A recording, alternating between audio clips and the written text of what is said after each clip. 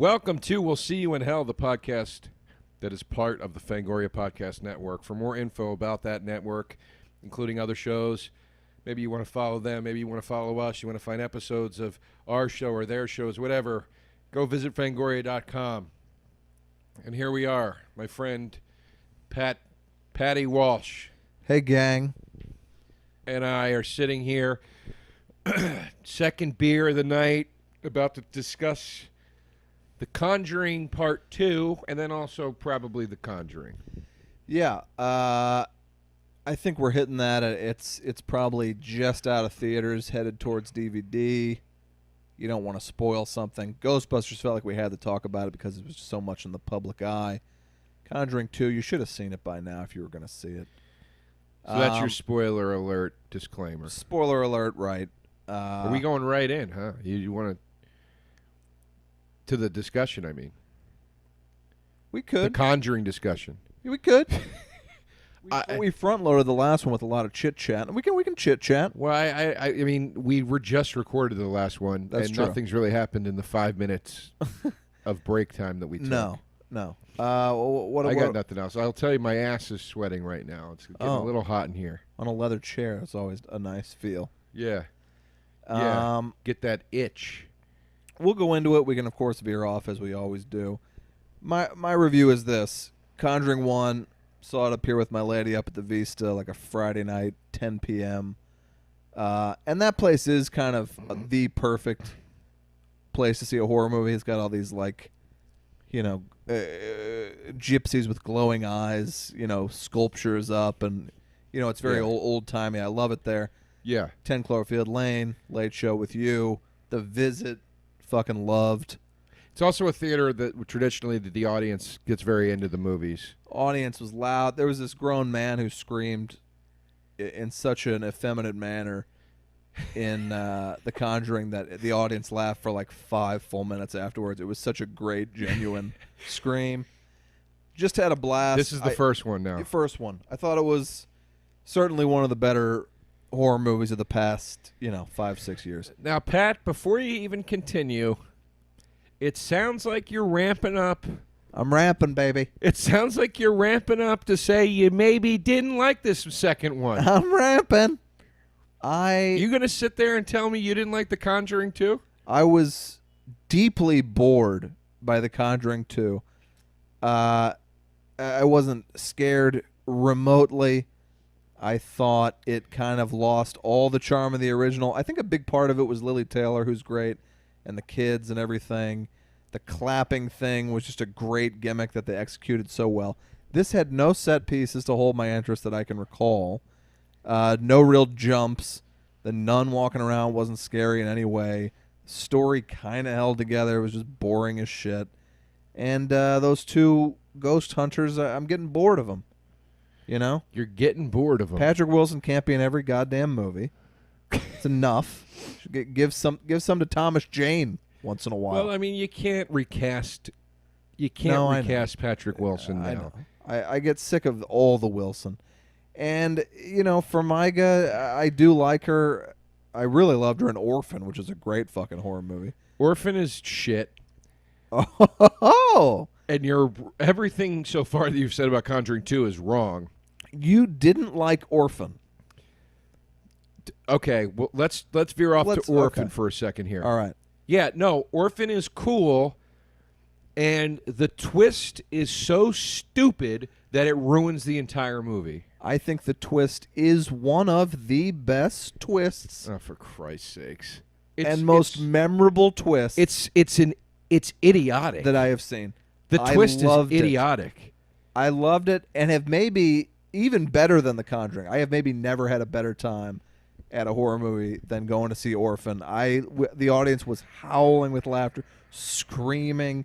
The scares are real. The character shit's real. She's great in it. Skarsgård's great in it. Fucking Orphan's great in it. I loved it. I think the twist is so ludicrous. Boy, I loved it. When she, spoiler alert, reaches over and starts feeling his upper thigh there, the audience was flipping out. And for to be flipping out that much in a non-scare scene in a horror movie, I was like, that's a twist that fucking works. That's a twist that goes for it. It doesn't. I know they had an alternate ending because I'm sure they were like, guys, we're gonna need to test this ridiculous ending. Certainly ridiculous. You know, to me, it was every bit as like fun and kind of exciting a reveal as like the end of fucking Psycho. It takes a big swing, and it worked for me. It's that the part where she seduces him is so believable. Genius. Yeah, it's executed in such a believable fashion that I was convinced this girl's got to be 18 and she just looks young or something. Yeah, and it's like, no, she's 13 and actually breathed in his ear like that, which is kind of weird. But sure. That's not why I didn't like the movie. That was a very ballsy scene, and my hat's off to him for doing something that daring. But you don't look, if you haven't seen the movie, I'm going to ruin the twist. That thing, she's 45, she's not 8. Yeah. Get out of the house. It's like nobody with that like Gary Coleman condition looks that convincingly like a child when they're 45. They're small, but they look like a small older person. I mean, look, my heart is dead as a doornail. Why is it that I can open myself up to these things in movies and you can't? It would never even occur to me to play the logic professor on that one and been like, well, now, would she really look like that? I'm like, hey, gang, great fucking twist. It's a shitty twist, especially. Were you surprised?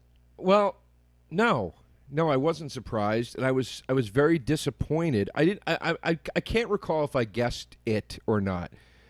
I remember the movie leading up to it. I remember I was wholly disappointed that there was nothing supernatural at play.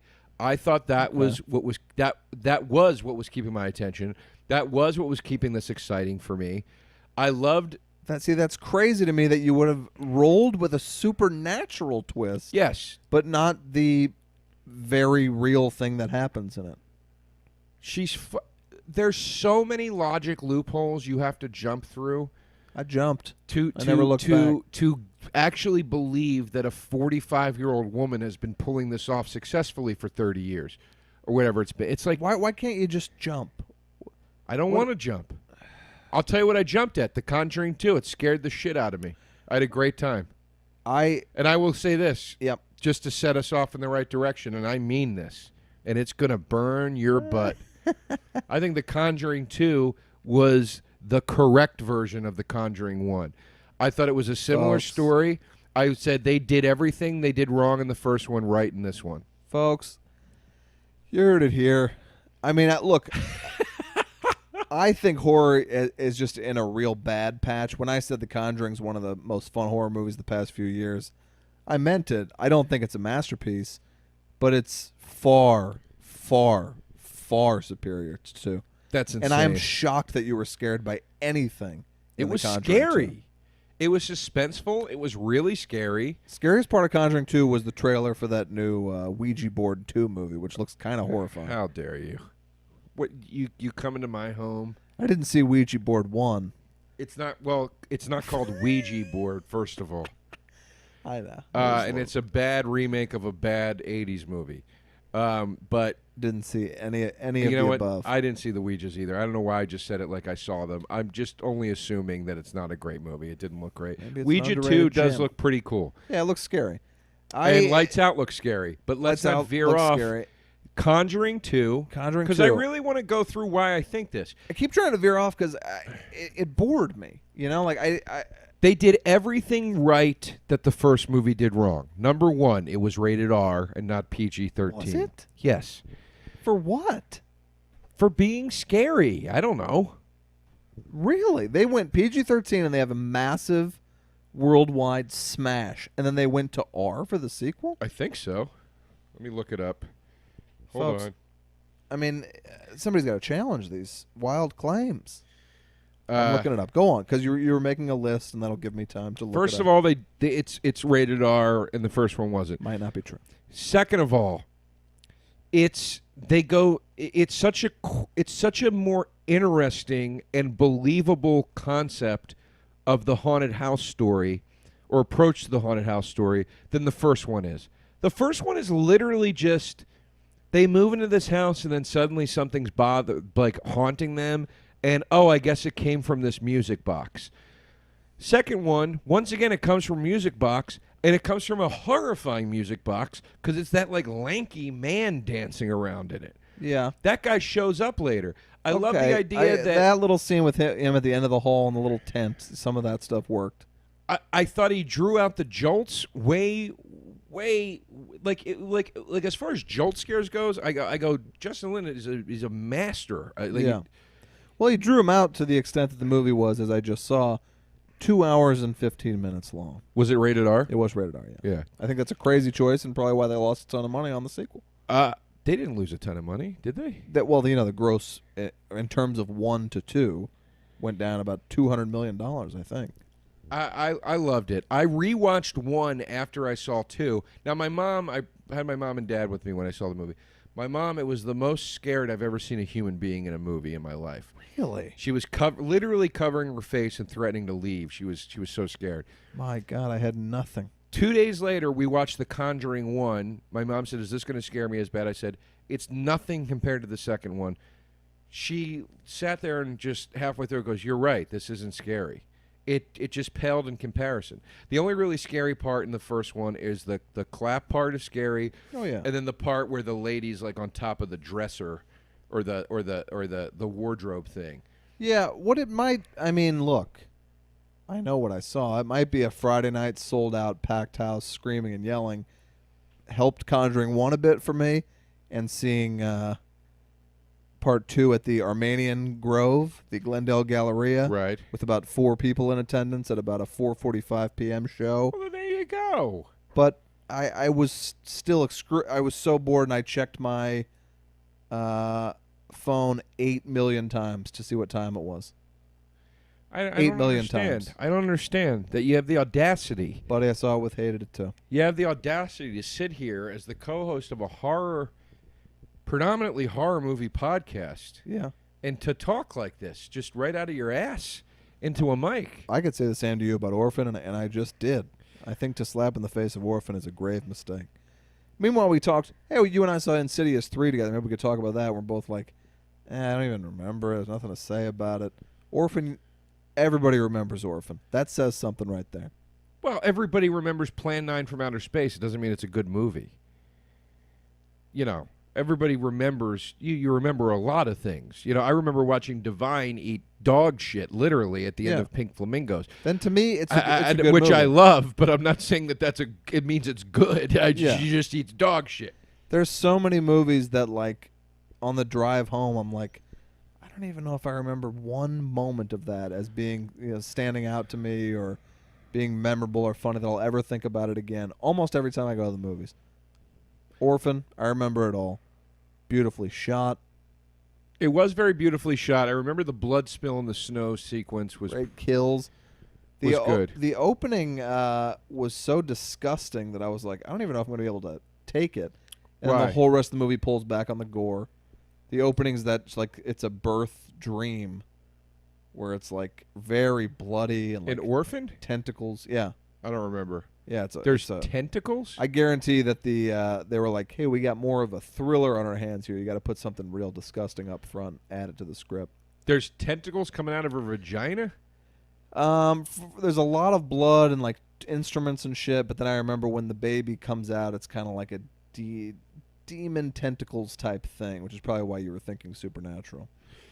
Well, look, I'm going to give Orphan another shot on your say-so. Please do. On your say-so. Please do. I'm going to go revisit it with an open mind. All right, I own it if you want to borrow it. I can afford my own DVDs, thank you very much. All right. I don't need any handouts. Not Blu-rays, but you can afford the DVDs. I don't buy horror on Blu-ray because I like it to look as grainy as humanly possible.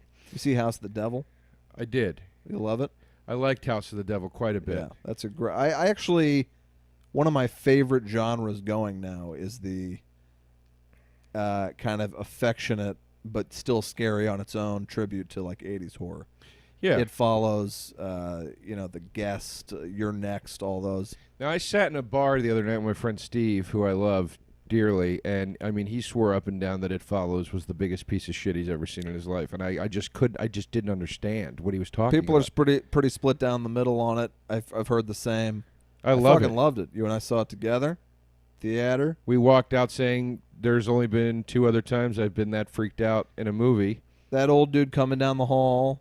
A lot of those, like, old people following her and stuff, were just really, really terrifying. Well, my scariest moment in that film was when the lady's peeing herself and walking towards her. Yeah. And then outside, you said when the tall guy walked up behind her. Yeah, that got freaked you. me out. And then we both said the most scared I ever got in a theater was the girl throwing up in Sixth Sense.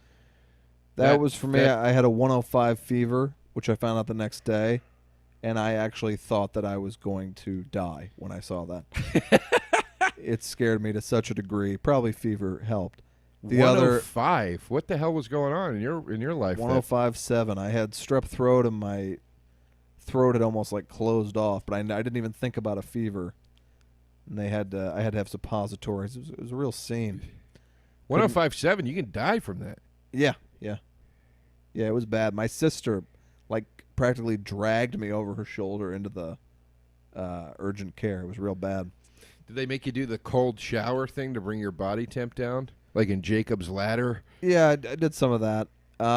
What I did, I used to get strep throat every Thanksgiving-ish. Never had it. The second I got health insurance, never got it again.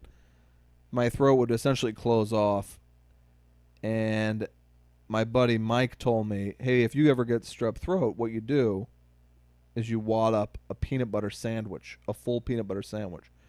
Wad it up into a tight ball and just swallow as hard as you can the entire sandwich wadded up. Now, what I came to find out is this guy would have a sore throat, and for some reason that, like, coded and helped him and kind of stretched things out. He said he was not fucking with me because I told him that I did this and it almost killed me. And I believed him. He was like, I was not fucking with you. It worked for me. But at about 2 in the morning, I was like, I'll do anything to make this stop. Medicine isn't working. Wadded up a PB sand, swallowed it. It immediately fully lodged in the tiny hole in my throat. I could not scream. My parents were upstairs asleep. I was like 17. And I swiped onto the floor a plate and broke it, praying that somebody would hear it. My mom came running downstairs, and I was like, and it was real gross. There was like a lot of reaching in, a lot of wet fingers and peanut butter covered fingers coming out, and I tried to make myself puke. And she was like, Pat, what the hell were you thinking? Right. Because I was too old to be doing something this stupid. And I was like, Mike told me it's the only thing to help. She's like, he was messing with you, obviously. Right. To this day, it's a source of controversy. Right. It could have been he was messing with me, and then when he heard I was stupid enough to do it and almost died, he backed out. I think that's what you're doing to me right now with Orphan. You're trying to get me to go back and watch it. I don't give 2 shits if you watch it, but I would give Orphan an A. You hear how he talks? I give Orphan an A. You hear how he talks? What did you... But here's the thing. You can't just say The Conjuring 2 was boring, and it just because it's boring. What was boring about it? There were a good amount of scares. There were a good amount of scary sequences. I liked the mystery of, are they going to figure out how to defeat this thing? I liked how they did figure out how to defeat the thing. I liked that nun kept haunting her through the movie. I really didn't care about the nun. I mean, me and my buddy were very bored. The audience, it did suck. It was kind of a boring crowd, I guess. But just like, it had nothing for me. The little thing that was kind of like the Babadook type thing you were talking about. The skinny man? Yeah, I like that. Nothing else. What was he called? Registers to me at look all. that up. What was he called? He's not called the skinny man. He's called like the... You like Babadook, by the way? It's a fine film, but I wouldn't say it was scary or that memorable. But I mean, it was well done. I thought her and the kid were both great. Yeah, I thought everything was in place. I just, it just didn't really excite me because again, it's, if it's, I want it to be supernatural. I like supernatural. I don't like where at the end you find out it wasn't supernatural. It was all in their head or. Sure. There's There's actually a logical explanation. I mean, I don't know. That always feels like a letdown to me. What do you got here on this guy from The Conjuring 2? I'm getting no name. I guess I'm going to the old wiki page. Because there's the song. It's the The lanky man Yeah. walked around. And they're doing a spin-off film with The Nun. Yeah, I'm excited about that. Why? What's the problem? Did you enjoy Annabelle? Annabelle? I didn't see it.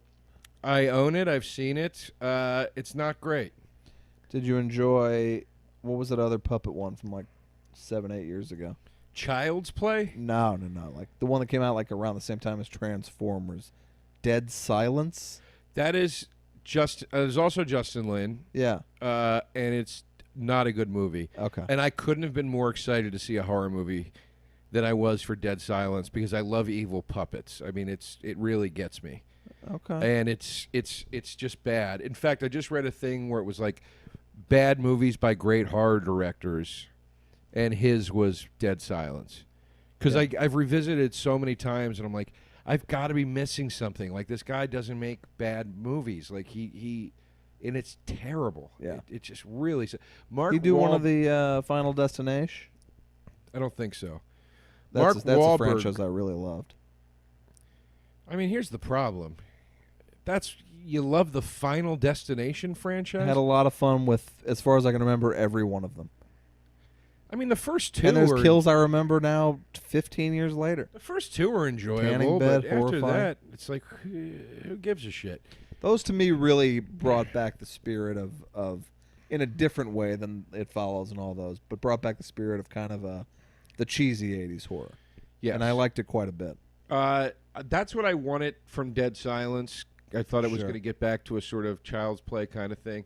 Who And I- stars in Dead Silence? Well, Donnie Wahlberg. There it is. And he does this thing through the movie. He plays a cop. He plays like a hard-boiled cop. Okay. And he does this thing through the movie. Every scene, he's always got an electric razor. And he's Oh, always boy. shaving. That's like his thing. Wherever he's going, he's always That's shaving. his character development. Yeah, and it's like, what the fuck is this? I would not speak to that man. I would say, I'm not talking to you until you put that, not even in your pocket, because I don't want little shavings falling off. Actually, go wash your face off. Then you can come back and interrogate me about my whereabouts on the night that this puppet killed a family. And then, like, you know, of course, he's the character that eventually has to learn to believe as he investigates the Sure. case, realizes the puppets are doing it. It's a cool story, too. It's like a witch lady that, like, lured children in, and it's a Yeah. really cool story, and it's scary because there's puppets, but it's not good. It just Okay. doesn't, it's just not well done. You a Puppet Master fan? You know, I like the first one. I mean, those are I never saw any of them. the, what's it called? What's the company that does those? Full Moon or whatever, you know, and they did those, and they did Demonic Toys. And Yeah. Probably Robot Jocks. they might have done the Reanimator films, which I'm a huge fan of. Now, where do you go on Child's Play? I've only seen one. I love Child's Play 1. I love Child's Play 2. I think I like 3. I don't remember. I haven't seen it in a while. 3's at like a military base? Yeah. But Okay. I think I like it. I just can't remember. I haven't seen it in a long time. And I really liked Curse of Chucky quite a bit. The Bride of Chucky and Seed of Chucky, I could care less about. I didn't like when they went in that comedy direction. I kind of dug them. Those I definitely saw. So I've seen more than just the one. Now, you people aren't here to see this, but Pat looks as if he's about to fall asleep. I'm wide awake. I know you are, but you still haven't answered my question, and I think it's because of the way you're sitting. What did you find boring about The Conjuring Part 2? It's a very difficult thing to put into words why you found anything boring. It's the same thing as, do I find it funny? If I laughed, I found it funny. If I'm bored, I found it boring, and I was bored the entire time. Would I have liked it more at 90 minutes? Probably. Would I have even noticed the missing 45? Probably not. It was a bit long. I'll give you that. It's too long. I'll give you that. Horror and comedy should not be longer than like an hour 45. Shouldn't happen. Well, look, the great horror films of our time are definitely longer than that. The Exorcist, The Shining. Look, if you got a fucking all-time classic, then take your time, but you don't, I don't think, with Conjuring 2. I think that's what he was attempting to do. Uh-huh. It felt like an unsettling late 70s horror movie to me, or mid 70s horror movie. With the choice, I mean, but it is literally, it's the same movie. It opens with them at another case. Yeah. That will come back throughout the film to haunt them. No pun intended. At the end of that sequence, it turns to a still shot of the two of them, the demon hunters. A text thing scrolls up the screen that says who they are, and then ends with saying, "But one case was so evil." Yeah. So both of them start like that. Then it shows the title, and then they go to a haunted house, and all the same shit happens again. One of the kids gets possessed. Or somebody in the house gets possessed. There's a ghost here, or something bad happened here. All I can say is I prefer the original, and I was bored by the second. I don't really know what else to say. But I haven't heard many people speaking passionately about The Conjuring 2. Really? In fact, no one. No one. Critics, friends, everyone always, if they either thought it was okay or... What's it got on Rotten Tomatoes? Let me check. I'm curious. I'm going to take a guess. 85%. That's probably a little high, but I think it did get a nice little... I'm guessing 85%. Okay. Conjuring. And I bet... Huh? Rotten Tomatoes. I would be surprised if it wasn't in the 90s. I know the original was. Yeah. You know. Conjuring 2. Rotten Tomatoes has a 80%. Only 80. Correct. Well, I would have guessed 85 as I did, Pat. Conjuring 1 has what? You're saying in the 90s. Well, for some reason it didn't come up. Now, do you think if you saw The Conjuring 2, let's pretend that was the first one. Yeah. Do you think you would have been bored? Yeah, I mean, probably. Just, I found them very boring. The original has an 86. I found the actors boring. There was no real standout. There was no one to root for. I didn't care about the family or the kids. I can't tell if Patrick Wilson's a good actor or not. I really loved him in the second season of Fargo. I've liked him in things. Hard Candy. That Girls episode was kind of fun. I liked him in that. You know, I think he has never done anything different than that. Although in Fargo, he had what I eventually realized was a very difficult role where he is just playing a purely good and nice man in a terrible world. And he was really, really great in it. And he grows up to be, not a spoiler at all, Ted Danson in it, who was fucking amazing in Fargo. Wait, he plays the young Ted Danson. Correct. Fargo's the best show on television. I've never watched Fargo yet. It's the best show on television. I heard it's amazing. The first couple, you're kind of like, I'm not sure I'm on board, and then from then on, it's fantastic. And it's got nothing to do with the Coen Brothers movie. It has a lot to do with the Coen Brothers movie. And there's multiple nods in every episode, multiple, for like a serious Coen fan. They reference every one of their movies constantly. So in what ways is it connected to the Coen Brothers film, Fargo? You know, because everybody goes, no, it's not the same characters, it's not the same time period, it's not... Finding out is actually, you know what? What? What? Clearly, I sensed that I was wrong, and they made fun of me for this at work when Fargo was on. Much as I messed up Vacation, Patrick Wilson does not grow up to be Ted Danson. And I made that mistake on the show as well. So, folks, don't hold me to that. This is why I don't trust your opinions on these films.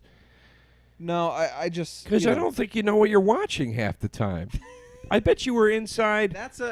It's a minor point. There are characters who grow up to be other characters, and they look nothing like the person they're supposed to be. I feel like you were watching Inside Out. You thought it was The Conjuring 2. You didn't know. No. I'm pretty sure that Colin Hanks grows up to be... Nope, not... I don't know. I'd have to watch it again. And I want to watch it again. The fun of the show is finding out in what ways it connects. In what ways to the it Fargo connects. story. You know, I'll say that when Buscemi buries the money and puts that ice scraper in there, that plays a big role in season 1. That money, because it's after the movie season 1, right? And but then the second season is like in the 80s. or something, right? Yeah. Well, they'll say stuff like, no, second season is in the 70s. Or 70s. And first season is in the modern day. Yeah, well, it must take place after the film. Yeah, it does. And they'll reference like, well, all that's crazy shit that went on in Brainerd and stuff like that. But there's nods to all the Coen Brothers movies all the time, musical nods, dialogue nods, etc. So the Coen Brothers give it their blessing, but they're also kind of like, not involved in any way. They're not involved in any way. It's just they're EPs on it. I'm sure they get a nice check on it, but they're not involved. I'm sure they had to say, okay, and that dude, his name's Noah Hawley, created the show, and I think the guy did a fantastic job. There's nothing better on TV. It's essentially taking the universe of Fargo, the film, and expanding it and saying, this is a much bigger thing. These people all have, other roots planted elsewhere and events that led to them doing this thing in the movie. Yeah, and it's very funny, and it's also got like crazily good action sequences, and everybody in it is great. Actors you haven't seen in a while. Everybody shines. Strongly recommend. All right. I auditioned for the show. I didn't get the part. What part? Do you remember? It was some guy on a cold road who comes into town. That could be literally anyone. I remember the line is like something like he squares off with the cop on the road, and he's like, well, look at this. Two men just talking on the side of a cold road. He's like some bad guy coming in. Okay. There's going to be trouble character. I don't know. I've never seen the show. Okay. That's just what I auditioned for, though. So that, again, could have been kind of a lot of people. But. Yeah. What do you want from me, Pat? I'm already on one hit show. I can't be on two. I saw the Purge election year. You went to see that? I did. I really enjoyed the first Purge with obviously some reservations. I thought it was a great low-budget, thriller. Ethan Hawke was great in it. Can't go wrong with Ethan Hawke usually. The second, I thought, was the whole time in the first one, I'm like, this is such a genius presence? Premise. Jesus Christ. Such a genius premise. Go easy on yourself. It's all right. Why the fuck are they keeping it contained in this one house? That was my whole thing. I was like, somebody came in and pitched this idea, and the guy behind the table didn't go, no, you don't want to know what's going on in one house the night of the Purge. Right. You want to be out in the Purge. And then, of course, 2 brought that home. I thought 2 was good. 3 starts with a scene of, like, the president's advisors all sitting around a table, and this guy acting. It's one of the worst performances I've ever seen in a theatrically released movie. He's like, well, bring this C word. I can't even do it. I'm going to lose my voice. He says C word? I don't say that word. He says cunt. What are you, a child? I don't say that word. He says bring this cunt. All right, Ghostbusters people. I don't say it. All right. But it's such a ludicrous performance that kicks the movie off, and you're like, is this a joke? And wait, this is the president, because I'm trying to look up as you tell this story. Yeah. This is the guy who plays the president. His performance. Yeah. But who knows when it's Pat Walsh telling you, could be a 11-year-old kid. Or the president of the United States. One or the other. I have been diagnosed as having an OCD brain, and it makes it hard for me to focus on things, but I won't take Adderall because I think it turns your brain to mush. All right. Now, so it starts with this scene, and what happens in this scene? He's like, it's election year, so it's basically they're kind of loosely alluding to what's going on now, I felt like, but very loosely because I'm sure it was made prior to it, although they churn those movies out real fast. The actor, you've seen him a million times. He's been good in other things. His name is Raymond J. Barry. Just a terror. I'm sorry. Now somebody's going to at him or something. He's been great in many things. And I'm sure he was directed to give this absolutely ludicrous performance. Raymond J. Barry, he plays the president? Yes. I already tuned out. I'm not listening. Sorry. The president or perhaps an advisor. All I right. watched these a long time ago. You know, I saw it a long Well, time ago. the Purge election year came out a month ago. It wasn't that long ago. It seems long to me. When I walk out of it, I'm like, all right, I don't ever need to think about it again. Oh, yeah, I know this guy. Yeah, of course. Raymond J. Barry. All right, so he says the cunt in her purge needs to stop. Is that what it is? Yeah. Okay. And then what? Oh, yeah, he's in Training Day. Yeah, Yeah, he's great in that. All right. Plot, mass... Senator what is... Charlie... yeah, okay, so he is the president? No, Charlie... Listen, Pat. The NFFA, headed by Caleb Warren, Just focus for a view second. her as a threat to their rule. So it's the new founding father. Yeah, they're like... They want to do the purge. She's going to get rid of the purge, and she could get elected. Yeah, and Hence she's the a big title. threat, and they want to kill her. The C word. So then they want to kill her during the purge, obviously. Yeah, exactly. Okay. So then what happens? You know, the scares are weak. There's, you know, some terrible humor attempts. You've never seen anyone in the movie before. It looks like it cost about $1 million. All right. You know, I'm surprised they couldn't just put a little more time into it, I guess. But it is election year. And that, now that I'm saying it, is why probably the movie was so rushed and cheap, is because they wanted to get it out before the election. Right. Could almost guarantee it. Yes, I would guarantee you that too. All All right. Because now, Joe, they don't make movies. They try to make release dates. You know? You know, I'm told you're not paid to act these days. You're paid to perform. Yeah. I think the great Al Pacino once said that. All right, so the Purge election year sucked. I mean, you know. But here's what confuses me is that somehow you're putting... Because I didn't even see it because I was like, it looks stupid. I don't care enough. Yeah. I'm also not a huge fan of those kinds of movies. Or those kinds of horror movies. I'm not, you know, like slasher stuff, violent, physical, like just people being violent. It's got to be really special, like Halloween or something like that. Sure. For me to be into it. But... why do you think we don't have new slashers coming out? They do. I guess they're redoing Halloween for a third time. But that was all they were doing for a while, like Wolf Creek and Cry Wolf and all those. Like that was like I felt like I Know What You Did Last Summer. All those movies and Scream, the whole 90s. Yeah, that's why I sort of feel like it's time again, because that's been 15, 16 years at this point. I mean, The Collector is not too old. I mean, what is that? 5 years old, maybe 4 years old. Never saw it. I think that's a slasher. You consider that a slasher movie? Yeah. Did you ever see? I caught 3 minutes the other night and was like, boy, this is miserable. Of a movie called Captivity, with Alicia Cuthbert being held in a basement. Oh, I remember seeing the trailers for that. I was like, am I watching Holocaust footage? It made me feel so terrible, just that few minutes. That's why I don't like stuff like that. It makes me sad. Yeah. I'm like, this is just stuff I'd hear on the news, and I'd be depressed after. Yeah. Well, you know, Heather and I went up to see just any movie that was starting. Sometimes that's fun to do. Go up to the Grove and try to see something. So we're like, all right, Purge it is. Heather hates scary movies. But it starts, and they got this whole family tied up and screaming and crying, and this guy's like slapping them around, and they're bloody and everything. And I look over, and Heather's eyes are huge, and she just looked kind of traumatized. And I was like, let's get out of here and go see this Mike and Dave. And then we probably had a much better time and overrated that movie because you were just Heather was relieved. like, thank God I don't have to sit and watch this anymore.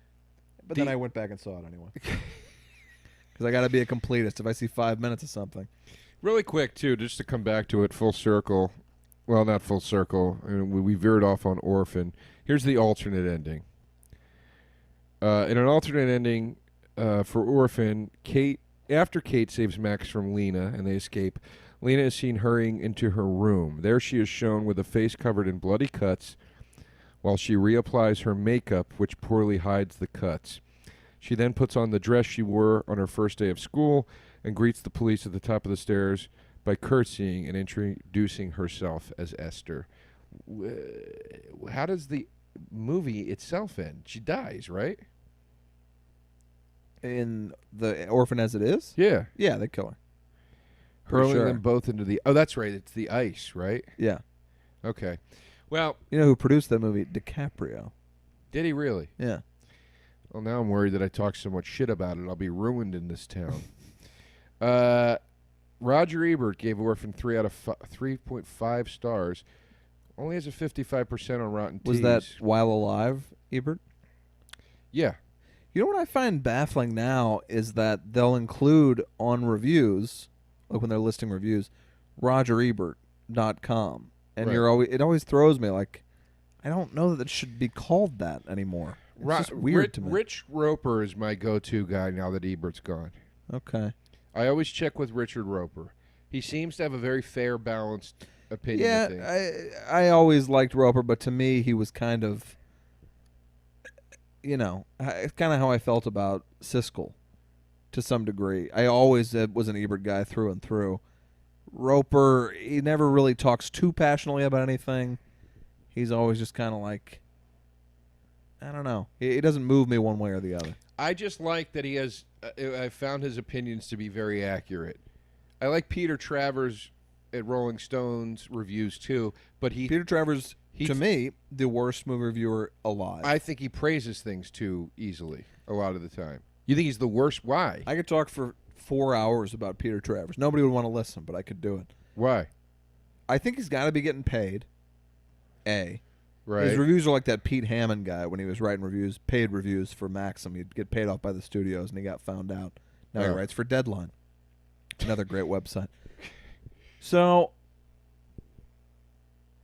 Peter Travers will say things like, he'll be talking about Mike and Dave or whatever, some innocent comedy. I'm making this up, but I'm using that as an example because we were just talking about it. He'll be like, sure, the sensitive culture police won't like some of the, he's always putting himself in this rebel outsider stance. He's a 65-year-old man who's a fucking dork. There's nothing cool about him. And he's always like, I realize it might not be everybody's cup of tea. That's how he approaches every review, and that no one could like this special jewel but him because it's outside of the Hollywood system. All right. And if you really read a review with that in mind, of him acting like he's some fucking outsider while praising every single movie that comes out. Well, you ruined it for me. Yeah, he's garbage. He's ruined. I think he gives way too much praise to things a lot of the time, but I do essentially like what he has to say. Yeah. I think the worst movie reviewer of all time is Sandy Kenyon. Kenyon sucks. Yeah, and I don't know if he's everywhere. I mean, Shallot sucks. But you gotta love those. I like Rex Reed. Reed's an old bitch. What a fucking bitch that guy is. He is sassy. I like him. I like him. I mean, but there's even sassier. There's like that guy online that always stirs people up, Jeff Wells or whatever. And then there's the ultimate. This guy, even though I know he's a troll, he used to write for, I believe, The Village Voice. When I lived in New York, I would rip the paper open so fast, like getting newsprint and cuts in my hand, dying to read his article so that I could be upset. And I would go, I know he's a troll. I know and you'd flip it open, and all he does is release his reviews a little after everyone else's, and whatever everyone else says, he says the opposite. I love it. He was online recently saying that anyone who refers to Bill Cosby as a rapist is racist, and it's only motivated out of racial hate. And then the comments will be like, but hundreds of women, and he'll be like, you're a racist too.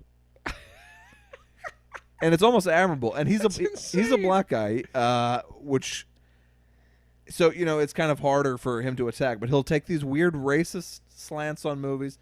He praises. I wish I had examples for you, but he praises only dog shit, and he spends all his time shitting on movies that everyone loves. That's what Sandy Kenyon would do, but he wouldn't. But he would do it not in a trollish way, in a way that, and if you don't live in New York, his movie reviews would play on the TVs in the taxis. Yeah, and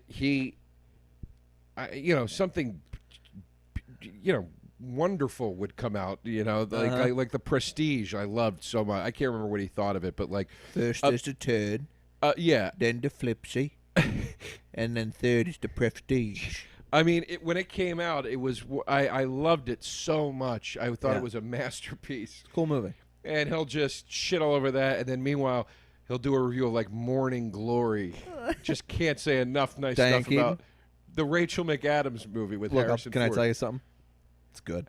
I liked it too, It's good. but I'm saying high praise. Yeah. High praise. Oh, I enjoy seeing Ford, sure. lose his gruff exterior by the end of the film. I liked it. I know. I watched, speaking of Diane Keaton, Love the Coopers. John Goodman, Diane Keaton is a Christmas movie. Olivia Wilde, whatever. I love almost every Christmas movie. I love Goodman. Fine with Keaton at this point. Used to love her. I'm like, I'll settle in and have a real nice time with this thing. Folks, you would not believe how shitty this thing was. Steve Martin is narrating it for some reason. He's not playing a character. That really bothers me when somebody distracting is narrating it. It's so obviously Steve Martin, who played Diane Keaton's husband in Father of the Bride. So right there, you're like, why is this happening? And he narrated Father of the Bride as well. So nothing makes sense. I guess they probably wanted him, and he was like, I can't do it. They give it to Goodman, and he's like, I will narrate it if you throw me $1 million. Just a real disaster. You hated everyone in it. It's like a dysfunctional family movie, but you want everyone to die. It's Alan Arkin and June Squibb. And I remember my mom expressing her extreme disappointment and surprise that Christmas with the Cranks wasn't a good movie. I mean, she talked about it the whole Is it good? Christmas that year. I've never seen it. Of No, I course haven't it's either. not good. you never know with these things. It looked terrible, but she was like, it just wasn't good. Like, how shocked she was that Yeah. she thought it could have been great. My buddy Ian, because I like Paul Blart Mall Cop. That's a movie where we'd all be like, oh, of course that fucking sucks or whatever. But then the people that watch it know. First half of that movie is funny as shit. It starts so strong. Very funny. All the stuff with him and his mom is gold. It's another Ghostbuster scenario for me. Yeah. It starts strong and then it just falls apart. But A lot of comedy. I mean, when he's eating that fucking pie and Oh, he's it's great. talking to himself and he's going, pie fills the cracks of the heart. Yeah. I mean, it's great, and then Yeah. it just goes to shit, man. That's why I always watch a shitty comedy. I watched The Benchwarmers on your recommendation the other day. Some laughs. But I always love, my favorite review of a comedy is something that everybody hates. Like my buddy Ian was like talking about Wild Hogs. And I was like, I'm not seeing that piece of shit. Like everybody knows that's bad. And he kind of got quiet and he was like, there's quite a few laughs in there. Couple laughs. All right. I'm like, all right, I'll DVR Wild Hogs. Did you DVR it? It's been sitting there for a while. I haven't watched it yet. The hardest I laughed all year was watching Benchwarmers for the first time and watching a man projectile vomit against the door of a porta potty because John Hader's shit smelled so bad. You told me about that, and I was waiting for that scene. It was gross, and that was a funny little. That movie had some funny parts. Lovitz was funny. Yeah, Lovitz is great in it. An even better vomit gag is in the fucking Do-Over when David Spade pukes. We talked about it That was my here. favorite scene in the Do-Over. And the best part of the Benchwarmers is they just let Rob Schneider be a straight man. They Yeah. don't even try to let him be funny. Straight Great. man. Thank you. Who is actually in the love scene with his impossibly gorgeous wife, has pulled the covers up over his nipples when he's sitting in bed after she leaves. He's like, and not played as a joke. He's trying to pass it off as natural while Right. covering his body. Yeah, Rob Schneider, who stands, I'd guess, 4'9" Yeah. in real life. You're Yeah, supposed yeah. to believe he's like this dreamboat jock from high school, like just Well, had all the ladies. That was reveal super cool. came in 20 minutes in, and I was like, what? Have you watched Rob Schneider's Netflix show? It's a shit show. It's disgraceful. I'm sure. It's terrible. Single cam? It's a single cam. It's like his version of Curb Your Enthusiasm. I tried to watch it because my friend Jamie is a big part of the show, and Yeah. I love him, and I want to support him. I tried watching this. Within 5 minutes of it starting, he's at the airport bitching about his assistant being late to pick him up, and then it's him. Then my buddy Jamie comes in, who's playing the assistant. He screams at the assistant. And his whole thing is like, I have a 40-year-old assistant. What's wrong with me? And it's like, you're just coming off like an ass. Nobody can relate to this. People don't have assistants. Yeah. It's just like, it's supposed to be like, look how funny it is that he's being a dick, and it's like, it's not funny. He just seems like a dick. Well, no, I won't even talk about it. I was going to talk about a show of a comedian who was a friend of yours that bummed me out this year, but I'll do it after. All right. Well, you want to cover the mic and mouth it like we did on the last thing? Sure, here we go. Just for a running theme? Yeah. Just a lot of material about how difficult fame is. And when your whole life becomes fame, of course that's what you're thinking about, but the quickest way to lose audiences, and if not just they lose interest in you, to actually have them dislike you, is when you spend all of your time talking about the perils and the difficulties of fame, to the point where your entire show becomes about that. Yeah, nobody wants to hear it. Nobody wants to hear it. Pat, look, I'm not going to lie to you. I got hot dogs in the fridge. I'm dying to eat. I can respect that. Plugs. New fiction column up now on fangoria.com. Some severe situations. By the time this episode drops, the second story will probably be out by then. So check that out. And we should be in the dead heat of August by now, so come see me in Edinburgh. I am here now in Scotland at the Fringe Festival. JoeDeRosaComedy.com for all the details of the shows and things.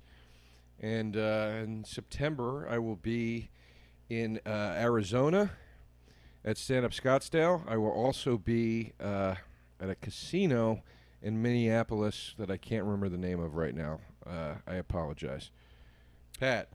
I am at the Patrick Walsh, Twitter, Vine, Instagram. I also recently did a second appearance on an extremely funny podcast called Hollywood Handbook with Sean Clements and Hayes Davenport, a couple good friends of mine. It's just a very funny improv show. You go in, the premise of the podcast is you're a Hollywood douchebag, and it's supposed to be like the worst conversation you would hear at like a Hollywood Starbucks.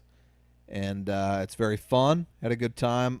They are critically acclaimed, but they were talking about how they don't have a lot of listeners. Give it a listen. You like us, you might like them. And if you want to listen, I'm on the one called Showrunners Panel. That's it. You've been listening to We'll See You in Hell, presentation of the Fangoria Podcast Network, produced by Thomas DeFeo, executive produced by Ken Hanley of Fangoria Entertainment. For press opportunities, advertising inquiries, and information about We'll See You in Hell, contact Ken. His email is ken@fangoria.com. See you later.